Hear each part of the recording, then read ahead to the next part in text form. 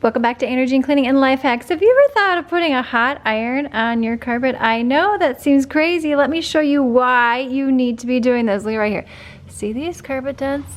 Right in here. We're also going to try the big kahuna here with the couch, but it's from this footrest, and my kids often sit on the footrest, so it makes these indentations right here. By the way, while I do this, this is a damp towel that we're going to put on top of.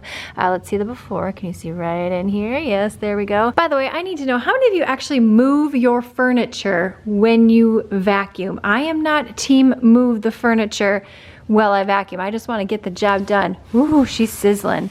All right, go over the part where you had your carpet dent. Make it nice and toasty in there. Yes. There we go. You can see that my iron is very dirty because I have now stained the towel. I need to be cleaning this right here. If you're looking for a great whitening routine and how I get all my whites white with 4 kids, I will link that video in the description box below. Be very careful. It is hot. Pull it up. There was our carpet dent. I'm just going to take this towel right here. Oh, not too hot. And then I'm going to give it a good rub. Gone. Look at this one right here. We see this one all matted in there, all nasty. Let's do this super quick. Lay that on top. Take our hot iron. There we go. There we go.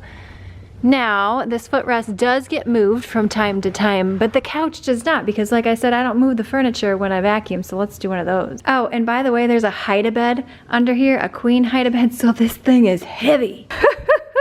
This one is a beast. I mean, look at the thickness on that indentation. Okay, here we go. Taking our towel, and let's get it nice and toasty on there, heating it up, heating it up. I just have it on the cotton setting if you're curious about that.